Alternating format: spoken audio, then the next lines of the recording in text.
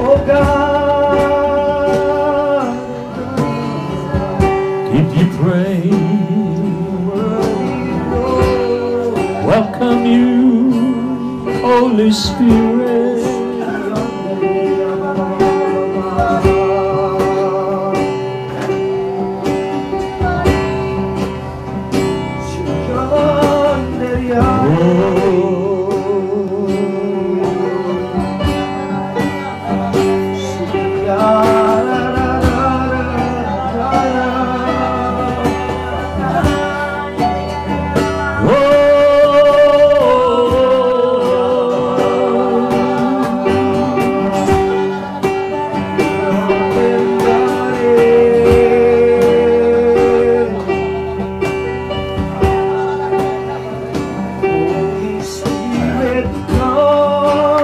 Yes, Lord.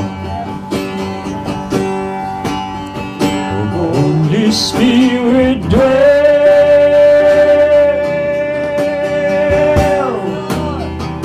Fill this house with your overflow. Flowing peace.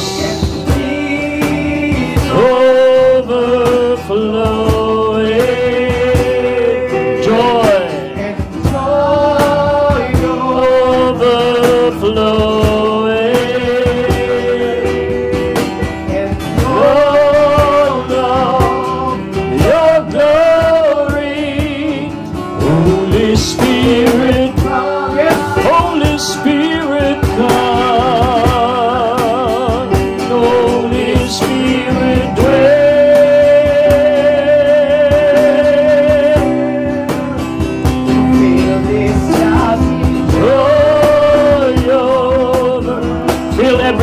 Joy overflowing in your presence, there's fullness of joy. Peace overflowing. Flowing and love overflowing. all of your glory. And all of your glory. Your glory. Holy Spirit, come. We invite you in this place. Holy Spirit, Holy Spirit, joy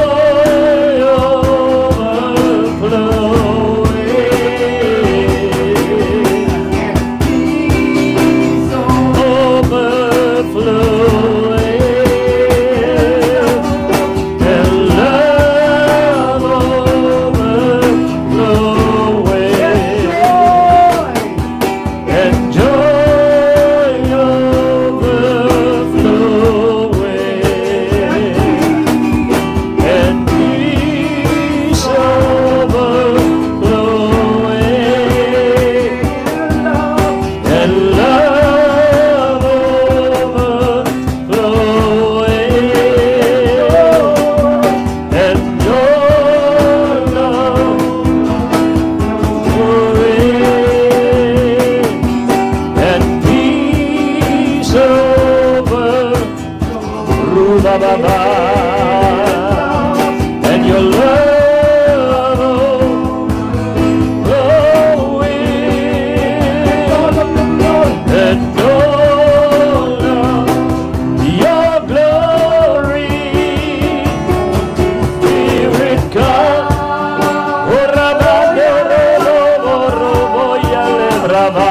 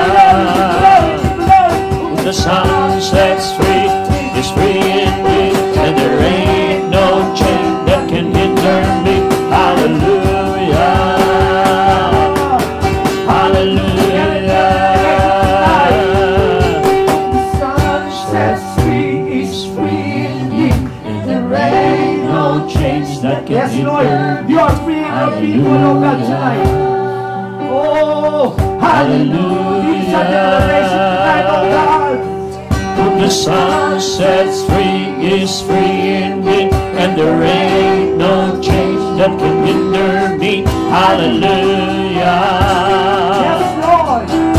Hallelujah. Sun sets free is free indeed, and there ain't no chain that can hinder me. Hallelujah. Hallelujah.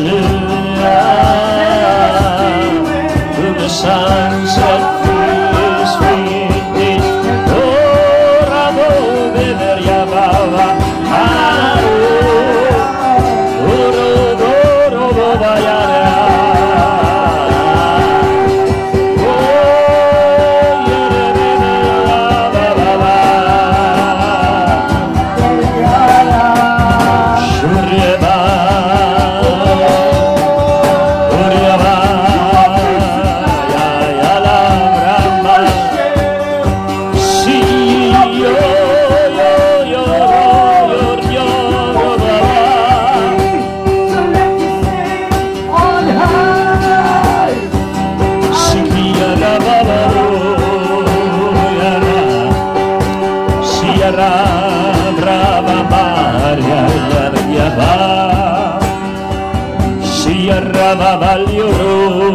Every head lifted up to the Lord as a sign of surrender. Declare this tonight. Oh, chains that hinders me. Hallelujah. Walang makakapigil sa'yo. Malaya ka. Your son sets free is free indeed, and there ain't no chain that can hinder me. Hallelujah. Hallelujah.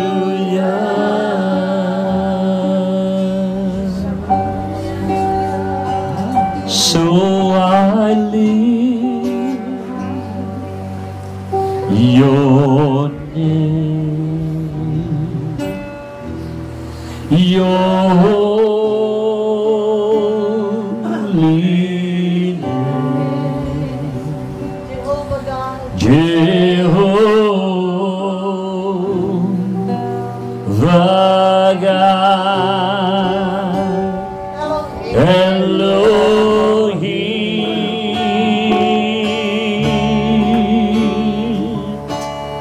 the great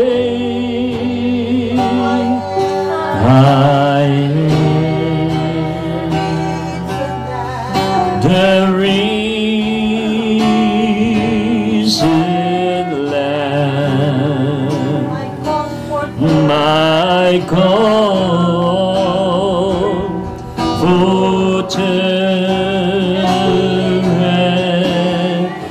and King. Sing it again. I live your name, so I live your name, your holy name,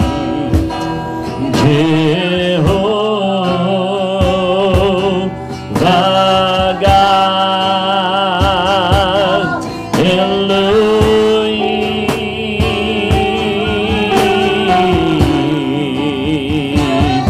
You are the great I am, the risen Lamb, my comforter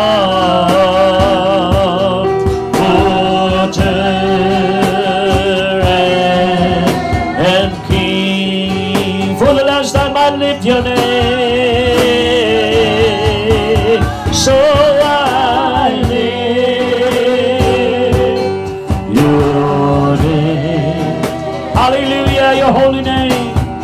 Holy name, Jehovah God, Jehovah God, yes God, Elohim,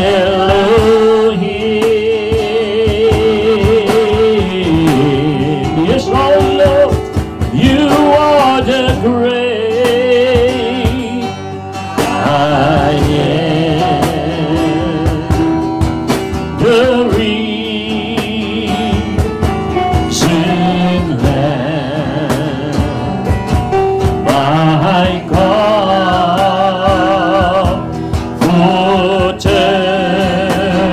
and King. Lord, you are our Lord and King. We continue to declare your name in this place. Your presence permeate and dominate our being. In you, Lord, we live and move and have our being.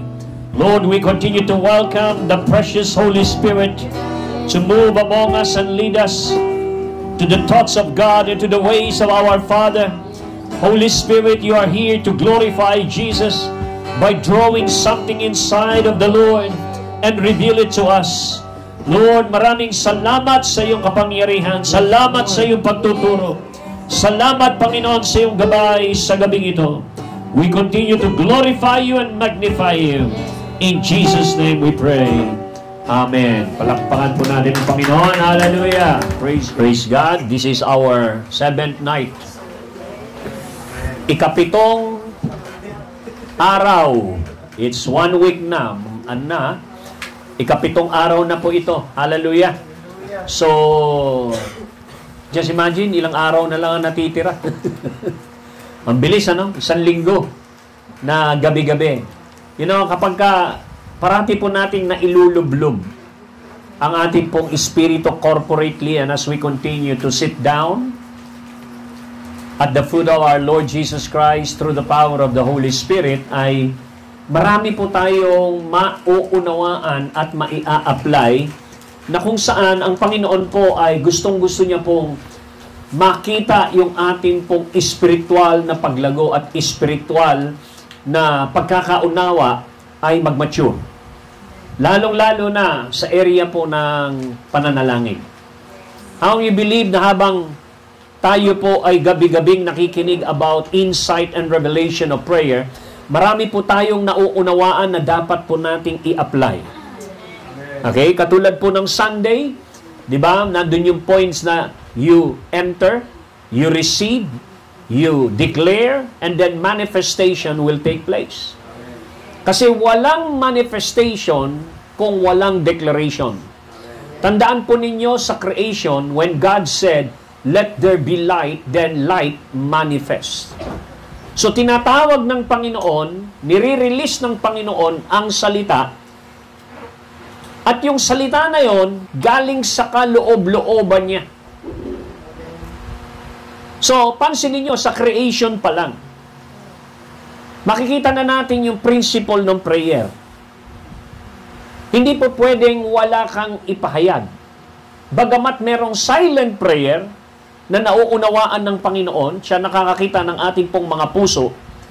Pero the moment we speak His word and His decree, yung pong salita na lumalabas sa ating pong bibig, na inihayag ng Holy Spirit, at inilagay ng Panginoon sa ating pong mga bibig, ito po ay naglalagay po, para bang ini-extend ng Panginoon ang kanyang paglikha.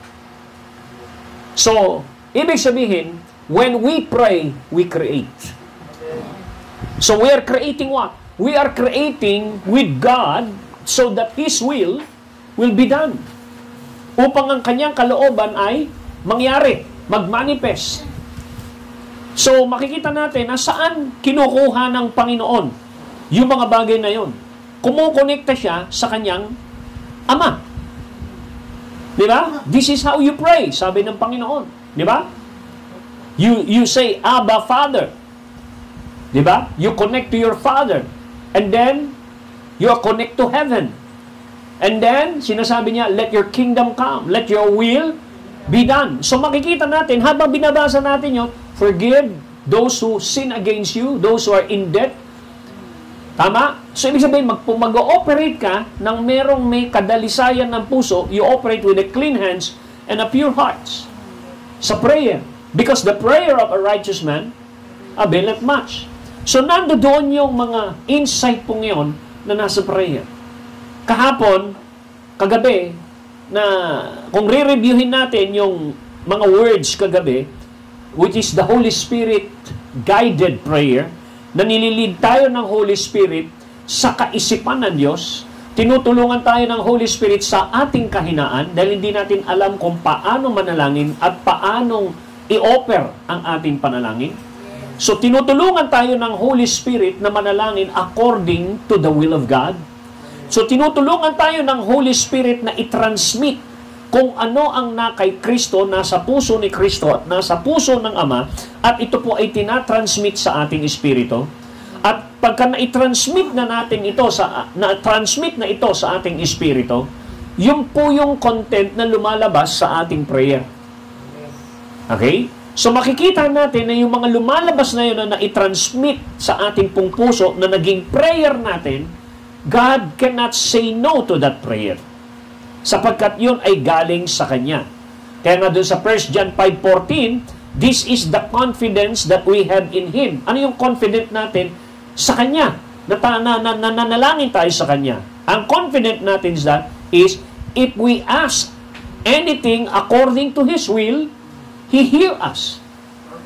So na tayo po ay napapakinggan kapag ang panalangin natin ay naaayon sa Kanyang kalooban.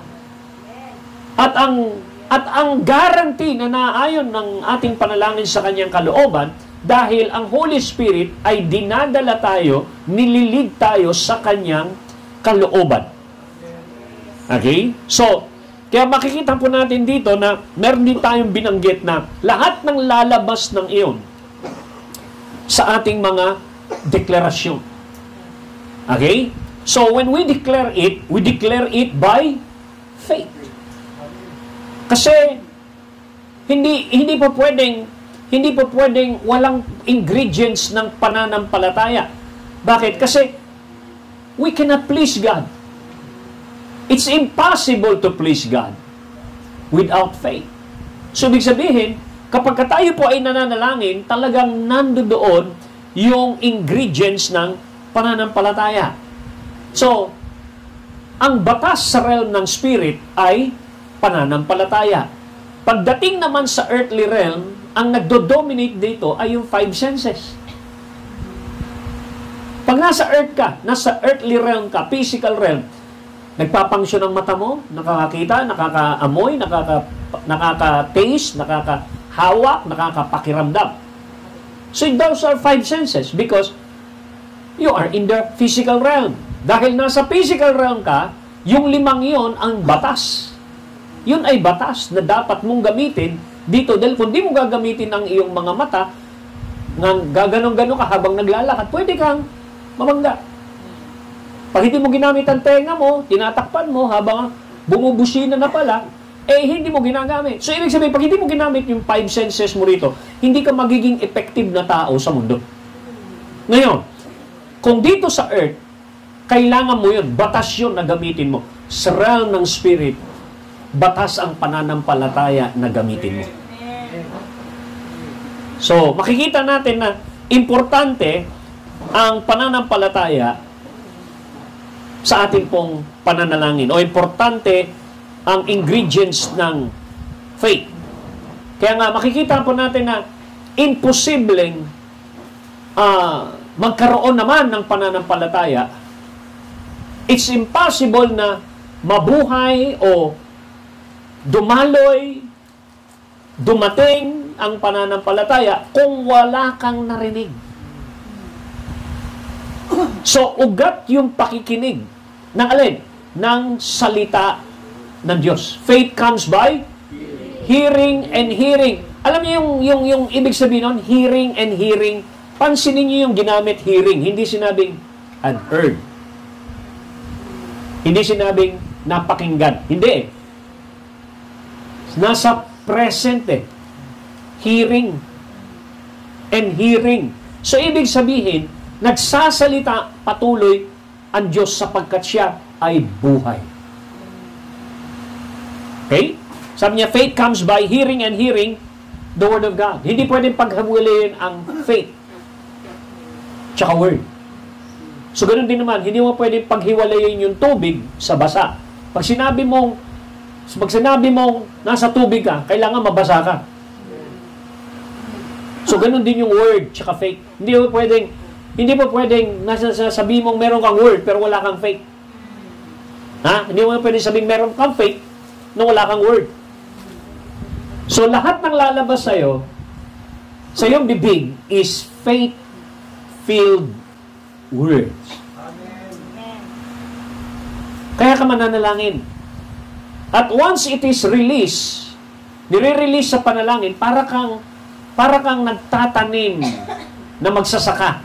Na nagtatanim ka doon sa field of the realm of the Spirit. Sa field of the realm of the Spirit with faith. Nagtatanim ka. Merong mga bagay na yung mga itinanim mo, for example, nag-pray kami noong January 2 na ibalik. In less than 24 hours na ibalik nga. So nagtanim kami sa realm ng Spirit, may kumilos ang Diyos. Pero meron tayong mga tinatanim that it takes time. Hindi po pwede kinabukasan kagad yun kasi merong dahilan ng Diyos bakit hindi pa nagmamanifest. For example, dinalaw na ng Panginoon si Abraham, pinangakuan ng Panginoon si Abraham, nakausap ng personally si Abraham, na siya ay magiging ama ng maraming bansa. Di ba? Just imagine, hindi naman kinabukasan, ama na siya. Ang sabi ng Romans chapter 4, he never waver in his faith. Hindi niya winave yung kanyang faith. Pero ilang taon siyang nag-intay at lumaban? 25 years. Ikaw ba kaya mo mag-intay ng 25 years at Diyos mismo nangako sa'yo pagkatapos personally siya pa yung nagsalita? Personally, hindi tao nagsalita sa kanya, mismong si Lord. So makikita mo, merong 25 years na pakikibaka na ginawa si Abraham. So ganun din tayo. So pagka pinangakuan ka ng Panginoon, lahat ng ating mga itinatanim, makikita po natin kung hindi raw tayo magwiwiri o manlulupaypay, aani raw tayo. Amen. Amen. Ani tayo. Amen. Yung van na puti,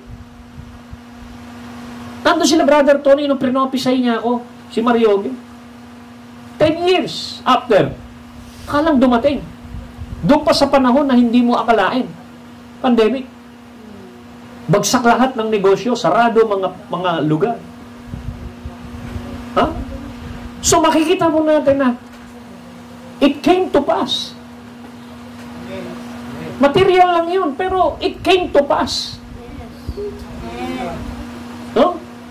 So makikita po natin na si Lord, gusto niya makita natin na yung art ng prayer, masaya tayo sa ginagawa natin ito, hindi dahil lang sa material things na nabe-benefit tayo. Kung hindi, meron pong nangyayari sa relationship natin kay Lord. Hindi po stagnate o nag-i-stagnate yung ating pong relationship sa Kanya. Bagkus, lalong lumalalim. No? So, makikita natin dito dun sa binasa natin kahapon sa Job 22:23. Di ba? Naalala niyo yung sinabi rito? If you return to the Almighty and submit and humble yourself before Him, you will be built up.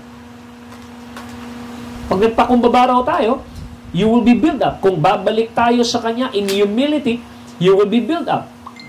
Di ba? At ang sabi niya, if you put away unrighteousness from your tent, sa iyong buhay, sa iyong templo. Mga kondisyones ito, inuna yon. Humble, you'll be built up. Ano pa sinabi?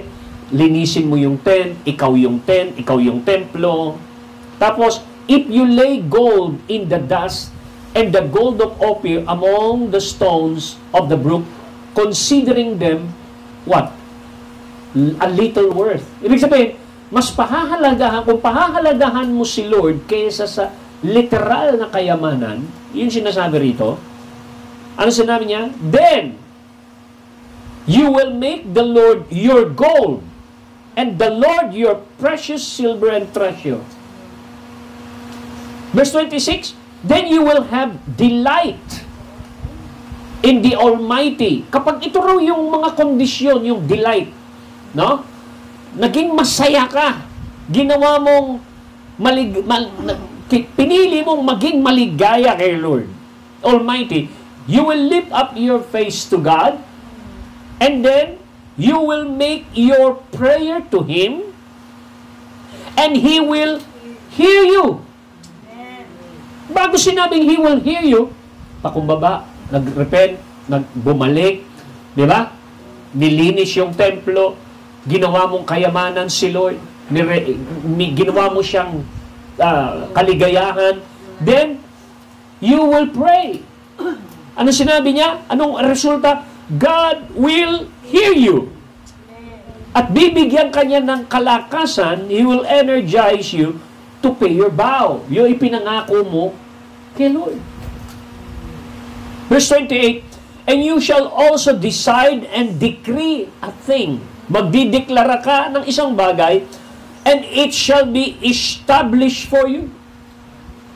Job 22, it will be established for you, and the light of God's favor shall shine upon your way. Yung liwanag daw ng pabor ng Diyos ay mangunguna sa iyo.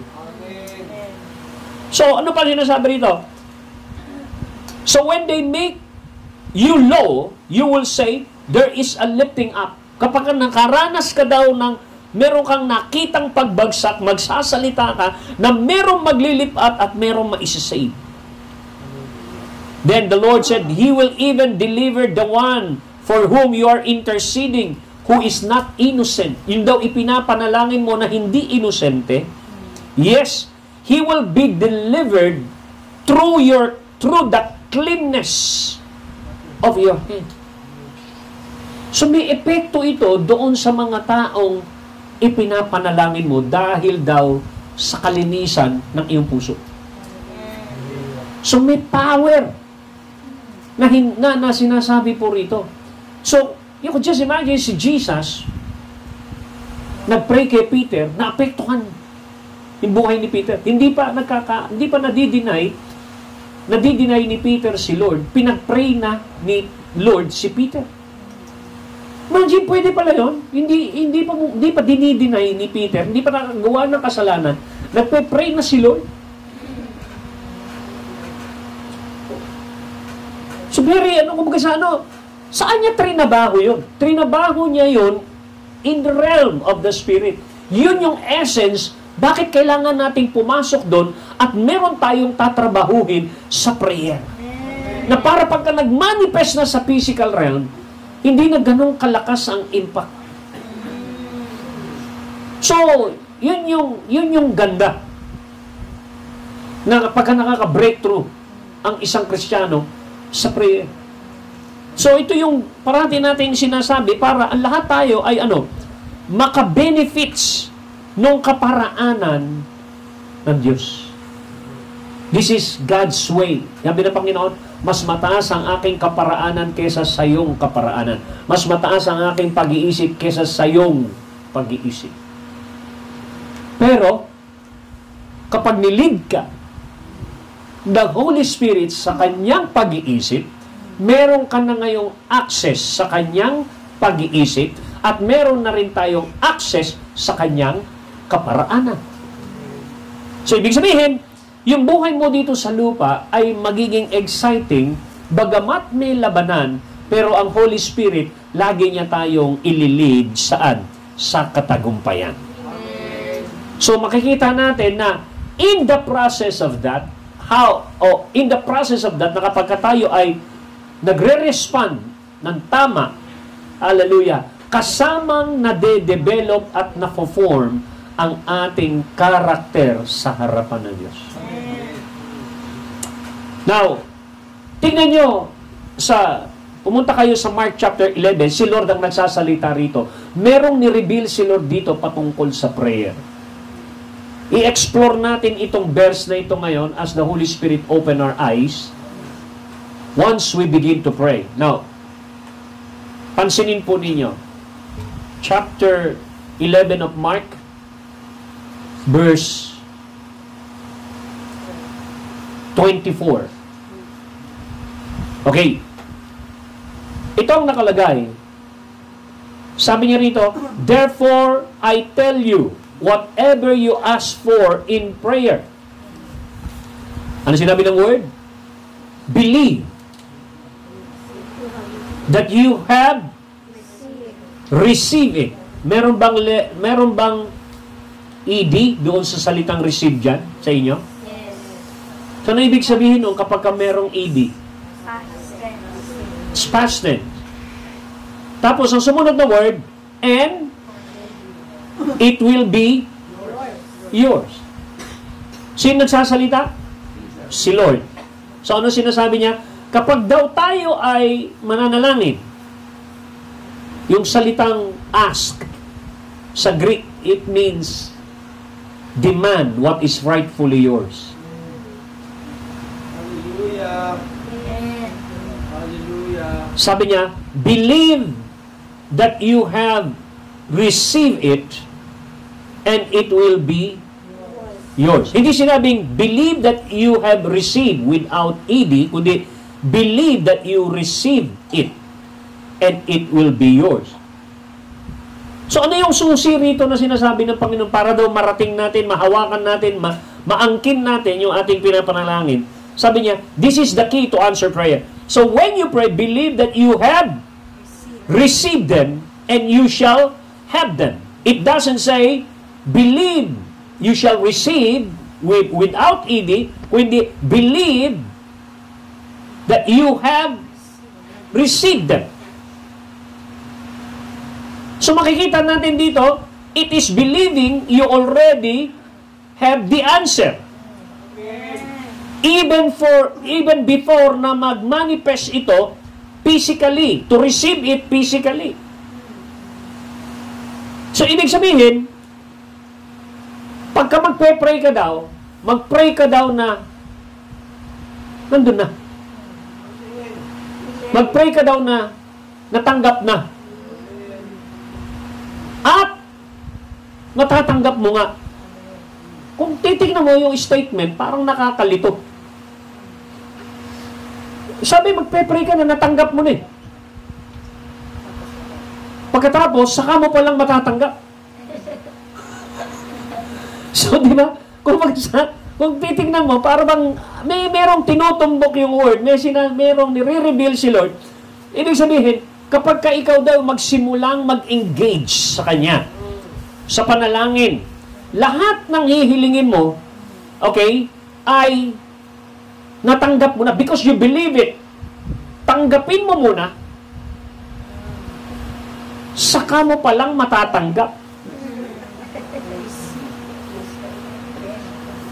So, ibig sabihin, pag lumalapit ka raw kay Lord, tanggap mo na, tinanggap mo na. It's already done. Bago ka magsalita na natatanggapin. Pag sinabi mo, yung sinabi mo na yun sa prayer, natanggap mo na, yung ina-form na na-receive mo na. Parang ganito, Lord, salamat po. Wala ka pa nakikitang keyboard. Salamat po sa keyboard, Lord. Salamat po sa keyboard. Natanggap mo na. Then after 1 week, saka palang dumating yung keyboard at matatanggap mo nga. Yes. Yun yung ibig sabihin niya. Hallelujah. Nakita po niyo Mark 11:24. Nung tinitignan ko yun, sabi ko, parang contradictory. Tatanggapin mo muna bago mo matanggap. Sinong utak ng mundo, logically, yung ganong klaseng statement na, valid ba yun? Kasi meron siyang tinutukoy pala doon sa statement na yun, na operation ng spirit. Na operation ng iyong imagination. Hello? Amen? Alam niyo yung isang painter, makikita ko halimbawa, yan yung canvas na puti. And then nagpe-paint siya. He is painting. Diba? Nagpipintura siya. Habang nagpipintura siya, halimbawa, ibon. Nakita natin yung pintura ng pagkaka-paint, pagkakalapat doon sa canvas, buhay na buhay. Yung kulay, yung green, yung red, yung paa, tapos yung kahoy, tapos yung puno na pinaglalagyan talaga. Nung pinipaint niya, nilalapat niya doon sa canvas, talagang buhay na buhay. And then you begin to appreciate, Wow, ganda. Saan ang galing yung ganda na yon na kanyang sinusulat? Galing sa kanyang imagination. Yung nakapicture sa kanyang imagination, hindi mo na pwedeng kunin ng utak ng kamay mo yung imagination na yon. Gaganyan mo. Hindi mo pwedeng gaganyan mo lang. Dumaan yon sa physical na katawan kasi invisible yun eh. Invisible realm, papunta sa visible realm. So imagine, ganun din yung prayer. Habang nagre-release ka, nung nakikita mong tinanggap mo na, lumalabas sa bibig mo, thank you, Lord. Then the hands of God begin to create sa ating dimension. Kaya yung sinabi ni Lord, magkaroon ng liwanag, yung Holy Spirit, kinikreate yung ilaw. Yung liwanag. Yung ilaw. Kaya involved ang Holy Spirit sa manifestation, sa reality ng mga bagay na ating binabanggit sa prayer. Nakakasunod kayo? So, ibig sabihin, pagka ito yung naunawaan natin, magandang ma-practice ito dahil pag hindi mo pre-practice yung faith, wala ring mangyayari. So, ibig sabihin, kailangan makita natin ito sa ating imagination. So, bago pa makita ng physical eye mo, yung ipinapanalangin mo, nakita mo na ito sa mata ng iyong imahinasyon. Are you here?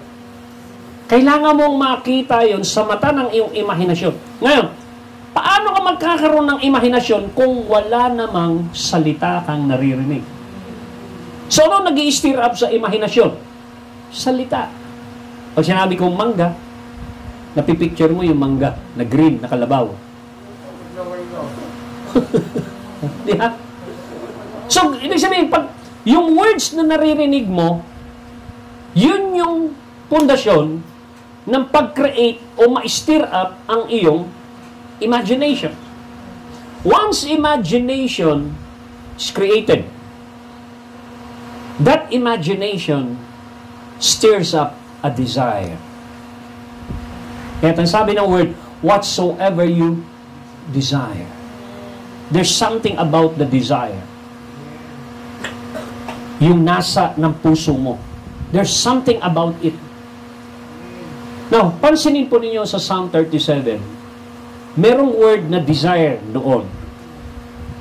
37 verse 4, ang nakalagay doon, delight yourself in the Lord, and He will give you the desire of your heart. So, merong nasa na kumukulo sa'yo. Gaano mo dinidesire yung ipinagpipray mo? Hindi meron ka lang lumalabas sa bibig mo. Hindi. Merong content ng desire. Nasa. Umaapoy ba yun? Kumukulo ba yun? Di ba? Pansinin niyo yung isang taong mataas ang ambisyon. He is driven by that desire. Laging araw-araw excited siyang gumising. Bakit? Because of that desire na umaapoy. Meron siyang desire na mapulfill yun. At hindi siya napapagod gawin ang isang bagay because of that desire. Halimbawa, gusto mong kumain ng ice cream. Nagke-crave ka. Another term for desire is craving. You're craving sa ice cream. Hindi matanggal-tanggal sa isip mo yung ice cream na gusto mong matikman. Hanggang sa ikaw ay nanghiram ng pera. So, paano ka nakapanghiram ng pera? Sino ang nagtulak sa iyo manghiram ng pera? Your desire. Your cravings. Correct? So, ano nagtutulak sa iyong mag-pray? ipaglaban sa prayer ang mga bagay na dinidesire mo. It's your desire. Pero, naunang sinabing, delight yourself in the Lord. Maging masaya ka muna sa Kanya. So, ibig sabihin, no, sambahin mo muna siya, purihin mo muna siya. Ha? So, kaya nga, nandoon yung worship. We come to the gates of thanksgiving, to His courts with praise. Hello? Ito naintindihan. Naintindihan niya? So, makikita natin dito na napaka-importante nitong sinasabi natin dito. You must see it in your imagination. Matapos mong makita ito dahil narinig mo ang salita ng Diyos. Meron kang narinig patungkol kay Lord. Parang yung babae, naalala niyo yung woman with an issue of blood? Di ba? Nung meron siyang narinig patungkol kay Jesus, a faith birthed out a desire. Meron siyang matinding desire na nagtulak sa kanya na makipagsiksikan para lang mahawakan yung kanyang damit. So, kita ko ninyo yung naano ng desire. So, ganon din yung sinabi ng Panginoon sa Jeremiah chapter 1 verse 9. Pababa. From Jeremiah 1, 9, 10, 11. Now, pansinin po ninyo, then the Lord put forth His hand and touched my mouth. And the Lord said to me, behold, I put my words in your mouth. So what is prayer? Prayer is putting God's words in our mouth. Nilalagay ng Panginoon, kinakasan ng Panginoon ang kanyang kalooban sa ating bibig. Okay? At once na naikasa to, sabi ni Lord, oh, ready ka na. Sabi niya, Jeremiah, nailagay ko na. Sa bibig mo ang aking salita. Ang aking gobyerno ay nasa aking salita. Behold, I have put my words in your mouth. Ngayon, I have this day appointed you to oversight nation. Maaapektuhan ang iba't ibang mga bansa at kaharian dahil sa aking salita na nasa iyong bibig. And you will begin to oversight nation and kingdoms. Ito ang mangyayari. May kapangyarihan ng aking salita na magbunot, to root out, to pull down the works of the enemy, to destroy the work of the enemy, to overthrow the work of the enemy, and the words that I put in your mouth has the power to build and to plant. Pansinin po ninyo. So pagka nagpe-pray pala tayo, meron tayong binibuild, meron tayong pinaplant. So wag ho tayong tumigil, kape-pray, kabibuild, kasi meron tayo talagang makikita na magandang mangyayari. Okay? So, pagdating sa verse, hallelujah, sa verse, 11, pansinin po ninyo, moreover, the word of the Lord came to me saying, Jeremiah, what do you see? Oh, pansinin po ninyo, ano sinabi? Dumating ang salita, pagkatapos sinasabi ni Lord, ano nakikita mo sa aking salita? Saan ka tumitingin? Sa imahinasyon. Kasi binigyan ka ng salita eh. So ano nakikita mong picture doon sa salita? Sabi ni Jeremiah? I see an almond tree. Alam niyo ba yung almond?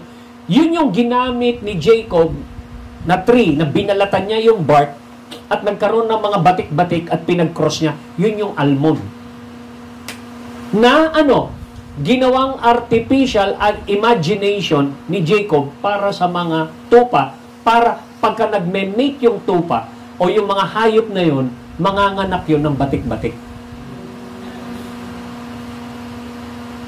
So, ibig sabihin, during the time of intimacy, during the time of prayer, during the time of worship, doon sa imagination, kung anong nakikita natin doon sa imagination na yon, yun yung lalabas. Yun yung mapiprint out. During the time of what? Prayer. Intimacy. Inilalagay lang ni Jacob yung nakakross na kahoy na yon kapag ka magme-mate. Ilalagay niya sa harap. Pag magme-mate yung hayop. Kapag yung hayop ay nasa heat, kapag malulusog yung hayop, ilalagay niya. Kapag hindi malusog, hindi niya ilalagay. Kaya lahat ng mga ipinanganak, puro malusog, malakas at batik-batik. Hanggang sa, in the span of time, na unahan na ni Jacob sa kayamanan si Laban. Yun lang ginawa ko, ilalagay niya lang yung batik-batik. Mapipick up ng mga tupa yung batik-batik habang sila ay nagme-mate. So, ganun din tayo. In the span of time, in the cycle of time, yung word na nagke-create ng batik-batik sa ating imahinasyon ay lumalabas sa atin in the cycle of time. Lahat ng yun ay mapiprint out, magmamanifest sa physical. Then, maiiba buhay natin.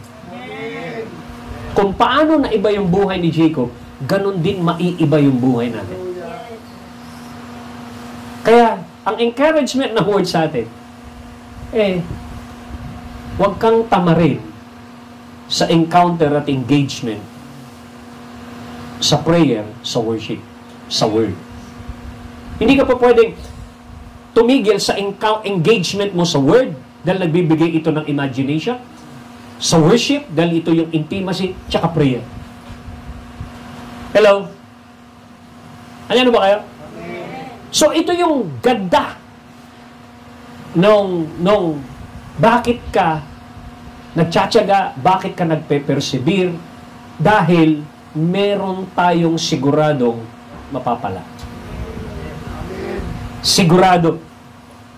Pinakita na nga yung initial January 2 nag-pray. May ginawang restoration move ang Panginoon. That's a prophetic. Oo, merong laban, merong hamon. But you see, kumilos ako. Paano kung hindi kami nag-pray no? Paano kung pinabayaan na lang namin, hindi kami nag-act into prayer? Hello? Paano kung inalaw namin yung disappointment, ang mamayani, kaysa mag-pray? Paano kung inalaw namin yung takot, ang mamayani, kaysa mag-pray? Walang mangyayari. Hello? At yun din ang encouragement ng Panginoon nung namatay si Lazarus. Di ba? Kung ikaw'y mananampalataya, you will see the glory of God. In the midst of that crisis, makikita natin ang kaluwalhatian ng Panginoon.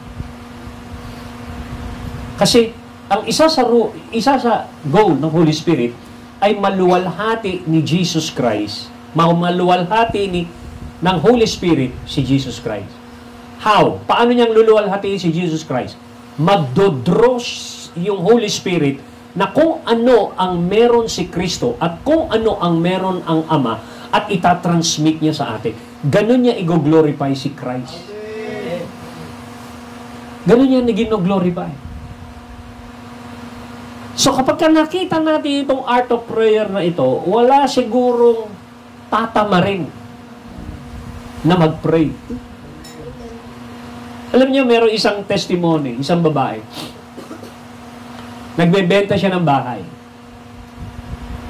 Maraming tumitingin, pero puro tingin lang. Umabot ng 1 buwan, 2 buwan, puro tingin lang, walang nabebenta. Hindi na ibebenta yung bahay nila. Alam mo ginawa niya? Nagsimula siyang, lumabasa yung Mark 11:24, nagsimula siyang magpasalamat, tinitignan niya araw-araw. Lord, salamat na benta ng bahay ko. Lord, salamat na... ganun lang ginagawa niya. Tapos nag-i-expect, Lord, salamat na benta na ang bahay ko. Kasi sabi niya, believe that you receive and it will be yours. Alam niyo, after 1 week, hallelujah, tinitignan niya sa kanyang imahinasyon. Meron nagde-deposit sa kanyang bangko ng ganitong halaga dahil nabenta na yung bahay niya. After 1 week, nabili yung bahay niya. After 1 week. Alam niyo kung bakit? Kasi, dinisign ng Panginoon na yung ating pong mind, ating yung imagination, dinisign niya na ito'y ma-attract natin by the spirit realm para itong isang napaka-powerful na electromagnetic machine na namamagnet natin. Kaya yung brain waves natin, may brain waves eh. Bakit may wave? May brain frequency. Kaya meron tinatawag na mind over matter. Na i-impluensyahan mo yung matter.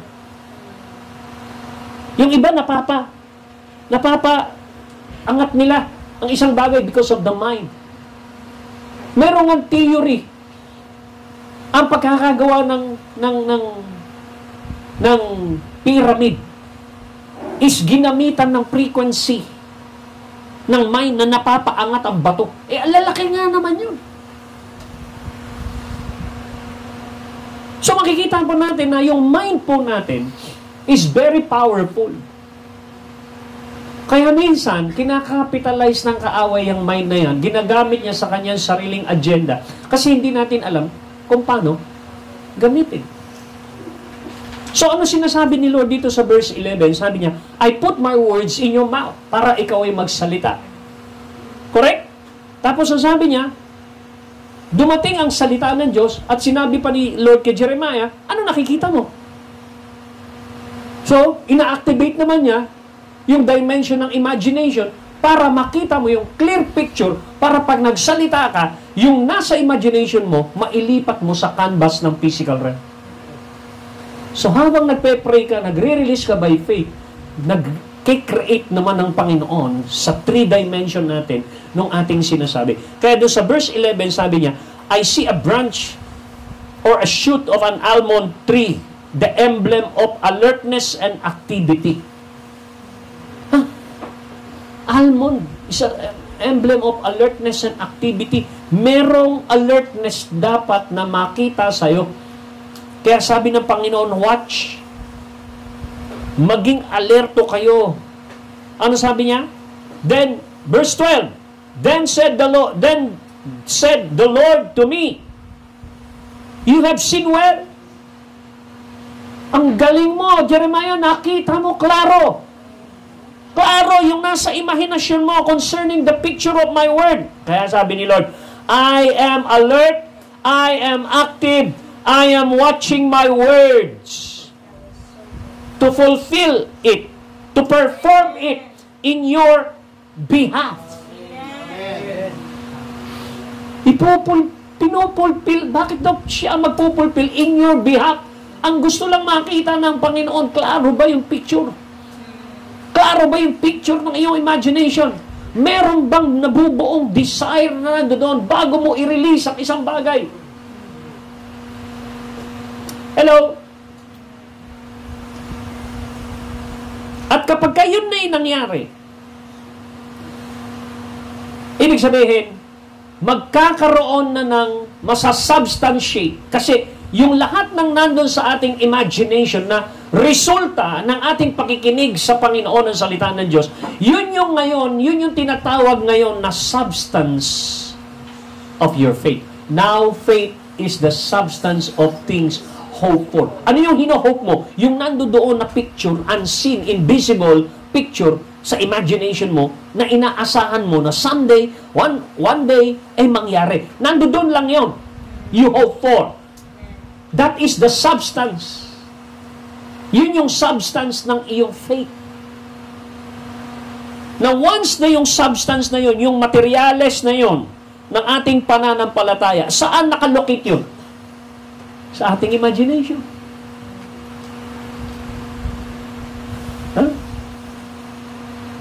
Amen. Sa palagay nyo ito, saan nanggaling ito? Hindi ba? Bago ko ito mahawakan, tong kaha ng keyboard na ito, meron na itong design sa aking utak o sa aking imahinasyon. So, ibig sabihin, lahat ng nahahawakan natin ngayon sa physical, galing yan sa isang design. Galing yan sa isang imahinasyon. So lahat ng nakikita nyo, airplane, di ba, siguro ikaw yung nag-ano ng White Brothers, nag-imagine ka. Kita mo yung ibon. Pwede kayang gumawa ng machine na lumilipad katulad ng ibon. So only an imagination. But now, it's a reality. So, naging reality sa physical, pero ang totoong pinanggalingan nun, sa imahinasyon mo, it is a reality. It is truth. Yung truth sa imahinasyon mo has now become physical truth. Dahil nahawakan mo na. So, saan tayo nililid ng Holy Spirit na sinasabi niya, I will lead you into all truth. I will lead you into all the reality of the imaginations of God. So, pag pumasok tayo doon, pumapasok tayo sa imahinasyon ng Diyos.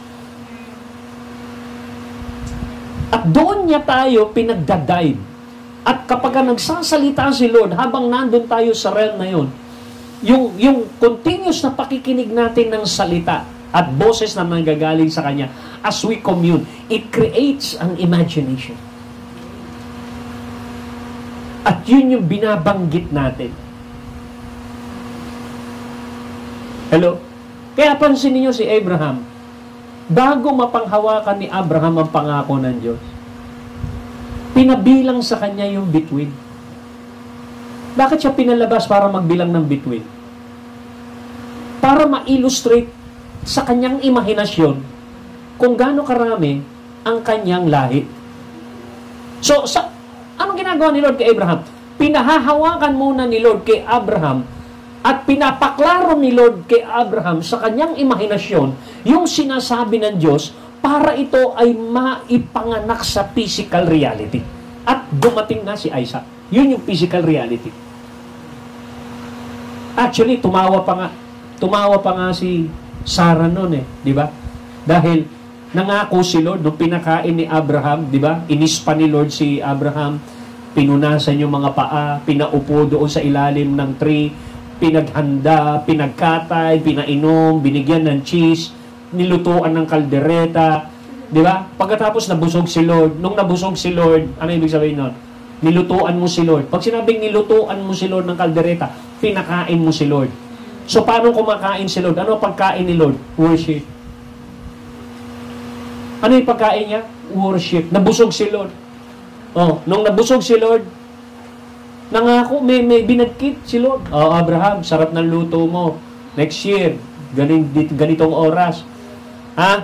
Yung asawa mo, magbubuntis. Si Sarah, sa kabilang tent, tawa ng tawa. Kasi naisip niya, 90 years old na siya, tapos malaki tiyan niya, kaya tawa siya ng tawa.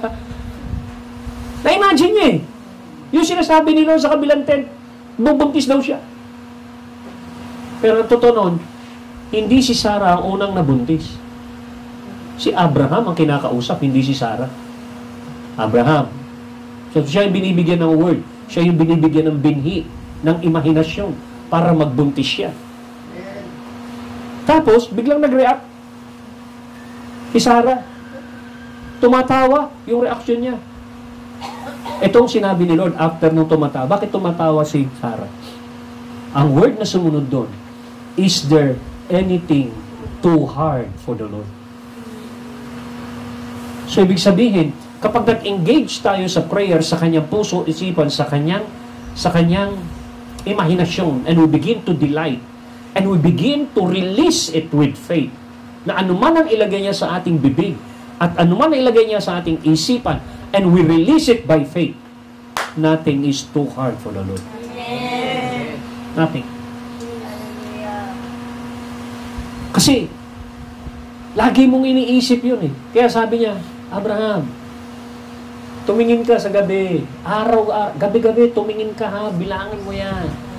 Para mag-ugat, mag-create na matinding desire. Hanggang sa mabuhay ka na dyan. Hanggang sa nabubuhay ka na. Hanggang totoong-totoo na yung nangyayari sa'yo sa realm ng spirit. Pag umaga naman, tumingin ka sa buhangin. Yan, lahi mo yan. Bilangin mo rin yan. Araw at gabi, 25 years. Tindi ng laban. So, merong laban bago mo matanggap. Kailangan mo lumaban. Yes. Kailangan mo pang hawakan. Hanggang sa ito ay magkaroon ng manifestation. Yun yung kompletong pag-aaral ng panalangin. Hindi yung gusto natin sa ating panahon. 1 linggo, Lord. 1 linggo lang yan. Kailangan dumating na yan. Lord, kailangan 1 buwan. Kailangan dumating na yan. Hindi. Na kay Lord yun. Pero, dapat, tinanggap mo yun. When you pray, you receive it and it will be yours. Si Abraham, tinanggap niya yung pangako and Abraham believed God. Pero kailan niya tinanggap? After 25 years. Saka dumating si Isaac. Diba? So, imagine po ninyo yun. Kalahati lang yung nag-pray ka, pinangakuan ka ng Diyos, diba? Nagpasalamat ka, that's other half. And the other half, between the promise and fulfillment, is fighting. It's process. It's warfare. O, diba? Kaya yung promised land, pag pasok mo sa promised land, papasok ka na sa promised land, magsisimula ka na lumaban. Yung promised land was promised 400 years ago, kay Abraham. After 400 years, saka pa lang sila lumabas sa Egypt, and then another 40 years, so 440 years, bago nakapasok sa promised land. Merong laban pagdating sa promised land, may higante. So ipinangako, pero bago nakuha nila Joshua, kailangan ng warfare. Kaya maraming mga Kristiyano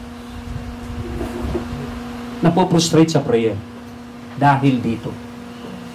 Kaya kung konti lang ang nagpe-pray talaga, nagiging masaya sa prayer kasi hindi nila alam yung kaparaanan ng Diyos na ganito.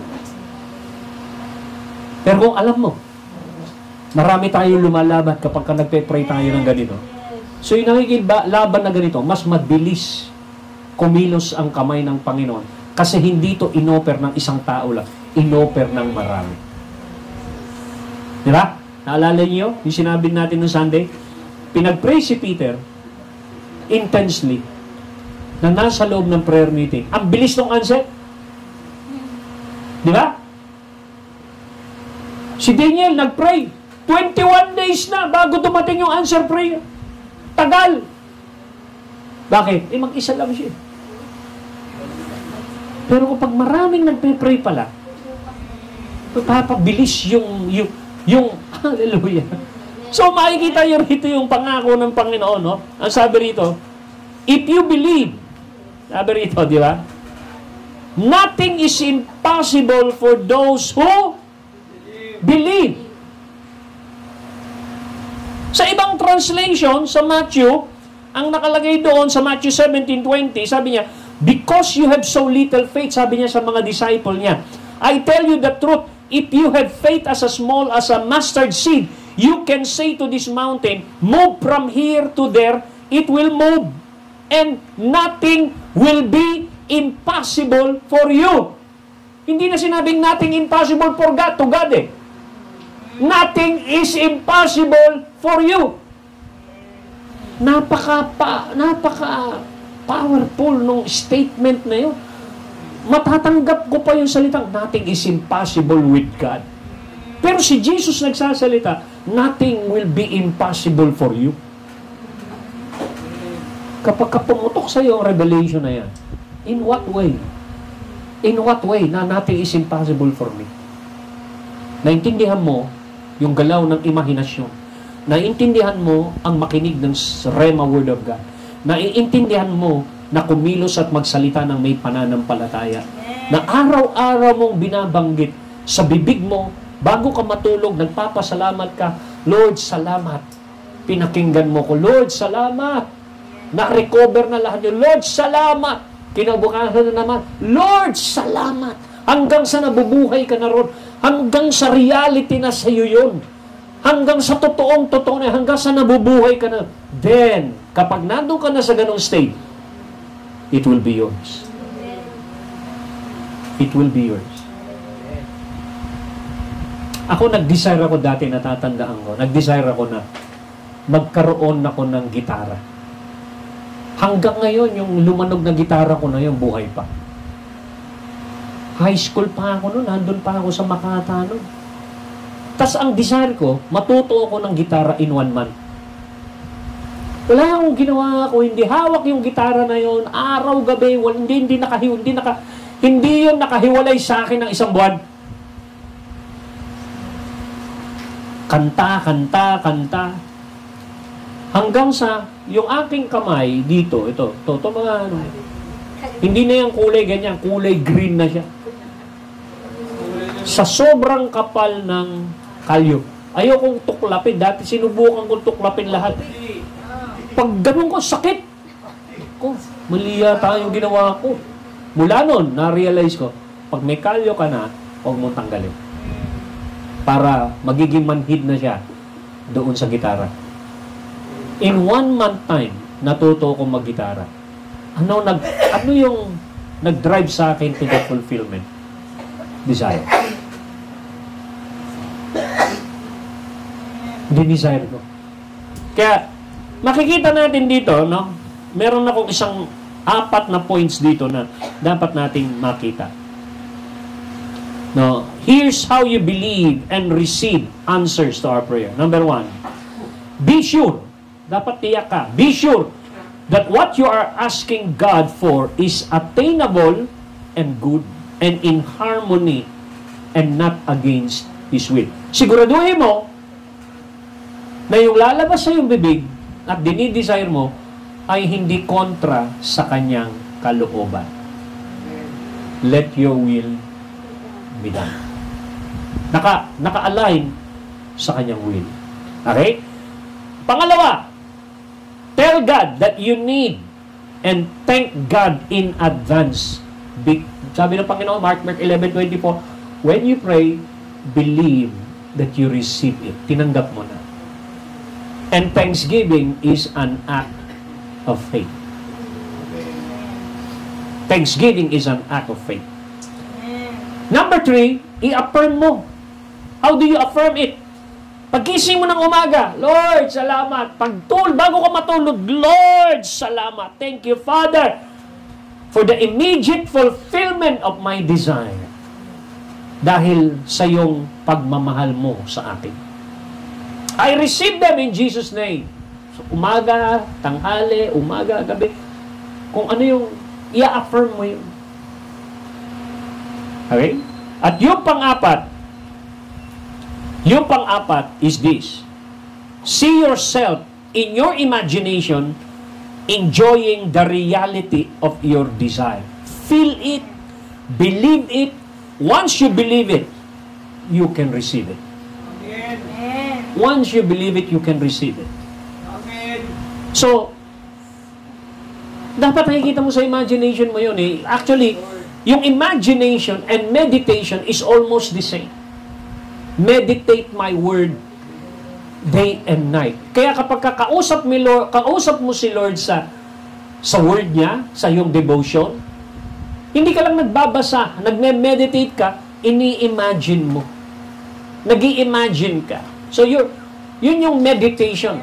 Kaya minsan, tumatahimik ka, nakaganyan ka lang, o kaya nakaganyan ka.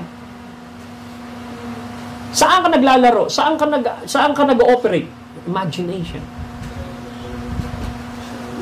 Yung iba namang mga New Age movement, nakaganyan naman sila, nagme-meditate, nagke-create ng vibration while seeing themselves. Meron silang frequency na ginagawa para makakonect sila, hindi kay Lord eh, sa universe. Universe ang kanilang kinokonect. Pero tayo, very legit yung ating connection. He who speak in tongues, speak not to men, but to God. Konektado ka kagad kay Lord. Kaya kapag nagpe-pray ka, wala kang alam kung ano yung pagpe-pray mo, you begin to speak in tongues.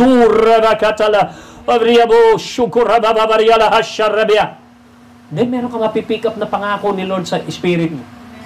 And then, pag narinig mo, yung mga words na pangako niya, you start meditating on it. Yes, Lord. Kaya meron ka mga bagay na minsan sabi, yes, Lord. Meron kang inaagrihan. Meron kang naririnig sa loob mo. Yes, Lord. Yes, Lord. Amen, Lord. Amen, Lord. Yes, Lord. Kaya minsan, meron kang mga prayer na naririnig sa mga kapatid mo. Akala mo, prayer lang yon, pero hindi mo napapansin, boses na pala ni Lord yon in a form of prayer. Kaya ka nag-amen. Amen. Amen. Yes, Lord. Amen. Amen. Ina-affirm mo. So, insulat mo yun na dapat na mangyari. Na nabubuhay ka na doon sa realm na yun. Hanggang sa ito ay maiprint at maipaint na sa canvas ng 3 dimension sa ating mundo. Hanggang sa ito ay mag-manifest. Yun yung picture ng tunay na malaking picture ng istorya ng prayer. Hindi yung meron ka lang masabi. Hindi yun. Yung paulit-ulit na gano'n na resaryo, hindi prayer yun. Walang kwenta yun. Kaya sabi ni Lord, walang power yun. Di ba? So, si Lord, ina-affirm niya paulit-ulit yung prayer niya sa Gethsemane. Para ano? Para mag-manifest yun. After that, what happened? Yung manifestation nung binuhos na strength, hindi na siya nagre-react sa cross, hindi na siya nagre-react sa koronang tinik, hindi na siya nagre-react doon sa mga hagupit ng latigo. Bakit hindi na siya nagre-react sa physical? Kasi doon pa lang sa prayer, tumulo na ang dugo niya. Kaya nung tumutulo na yung dugo niya physically, wala nang dating. Tahimik na siya. Hindi na yun yung time niya para mag-pray. Dahil ginawa niya na lahat ng trabaho bago pa dumating yun. Naintindihan niyo? So, ganun yung buhay natin dito sa earth. Handa tayo sa bawat hamon. Bakit? Naihanda tayo sa prayer. Kaya pagka minsan may dumating sa inyong crisis, instead na nagpapanik ka na, andun yung na-develop na sa iyong pagiging kalma. Bakit? Kasi nasanay ka na, mas nagdo-dominate yung imagination mo, yung meditation mo ng kanyang pangako. At nai-affirm mo mga bagay na gano'n. Amen? Praise God. Sino ito maraming nakita na naman na lalim sa prayer? So, bukas, may panibagong level na naman yon.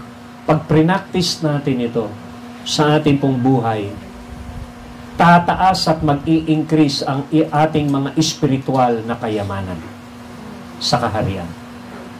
We can affect a lot of things. We can affect our life. We can affect individuals. We can bless them by our prayer. Amen? Let's all stand. Let's begin to pray in the Spirit right now. Hallelujah. Thank you, Lord. Hallelujah. Hallelujah. Thank you, Lord. Hallelujah. Hallelujah. Thank you, Jesus. Hallelujah. Hallelujah. Oh, hallelujah. I want you to lift your hands right now. Allow the Holy Spirit to give you a desire. Lord, create that desire. Lead us to your harmony of your purpose and of your will, O Lord. Hallelujah, hallelujah, hallelujah, hallelujah. We give you praise. We give you glory. We give you thanks. Hallelujah. Oh, hallelujah, Lord. Oh, pray more in the Spirit. Come on. Pray more in the Spirit. Concentrate your spirit. We yield to the Holy Spirit. We yield to the ways of God. I will lead you to the reality. The Holy Spirit leads you to the spiritual reality. And the Holy Spirit leads you to this imagination, the creative imagination of God, to change your life, to change your situation. Let God put His words in our mouths. Shikarabakanda. Let the words of our mouth and the meditation and imagination of our heart be always pleasing to you in your sight, oh God. You are watching. You are watching in our imagination what's happening to your words. If your words can picturize it. Hallelujah. In our imagination, you said, I will perform. I will fulfill what is in your imagination by the result of meditation of my word. Ora katalaba Siya la mama katareya la baba Siya rabando Siya rabando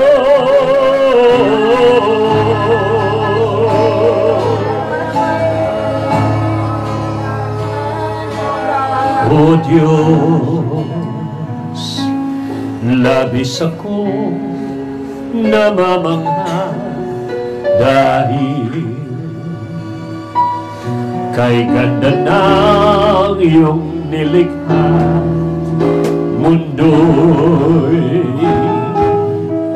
puno ng iyong pagpapala sa iyong salita nagmula masdan ang buong sandaigdigan ganday sadyang di mapapantayan damig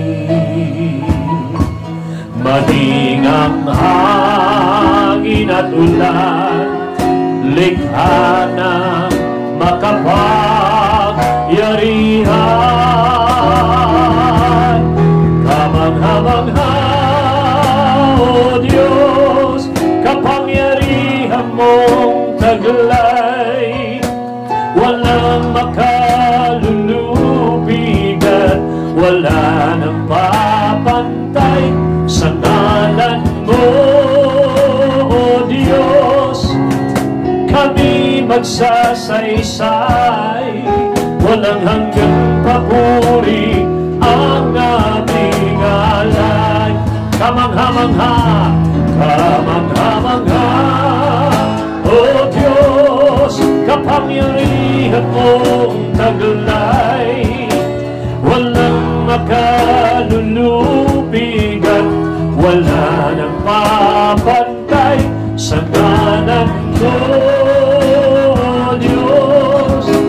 Kami magsasaysay, walang hanggang papuri ang aming alay. Sing it again. O Diyos, O Diyos, labis akong namamangha, labis akong namamangha dahil God is going to create kay ganda na God is going to manifest our prayer. Mundo'y puno ng iyo, pati ang ating mga buhay puno ng pagpapala. Salita nagmula, that word is touching your mouth and my mouth. Masdan, hallelujah, ang buong sanday. You can say to this mountain, be thou moved, and it will be moved by your faith. Nothing will be impossible to you. Damhi, maging ang hangin at ulan, nothing is impossible to the Word of God. Likha na makapangyarihan, kamangha-mangha, O Diyos, kapangyarihan mong taglay, walang makalulubig at wala nang papantay sa ngalan mo, Diyos. Kami magsasaysay, walang hanggang papuri ang aming. Sing it again, prophesy. Kamangha-mangha, O Rabakatalabababo, Shikarababakadaryalabababo, kalulubig at wala nang papantay sa ngalan mo, O Diyos. Kami magsasaysay, walang hanggang papuri ang aming alay. Pray in the Spirit, continue to enter in the new people. Enter in, Rakatara.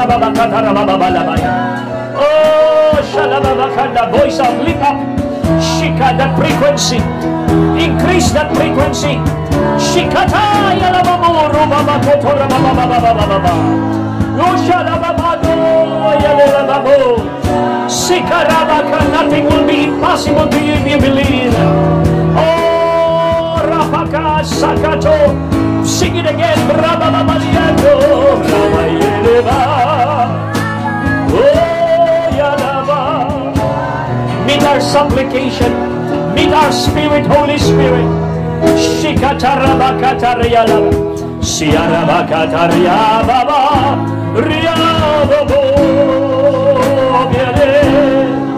Sikiarabadolema. Yeremandele karabo. There was a lyrics in that song. It said, sa iyong salita nagmula ang lahat ay malilikha at lahat ng imposible magiging imposible dahil narinig mo ang salita. Salita na lumikha. Salita na nagparating ng pananampalataya. Pananampalataya na nagbibigay kaluguran sa Kanya. Pananampalataya na pwede kang mag-withdraw ng mga bagay na galing sa Diyos. Kalooban ng Diyos ay wini-withdraw mo. Nalilikha, nabubuo sa physical, napapakinabangan sa buhay na ito. Father, you said we live by faith, not by sight. We don't live by five senses. We live by faith.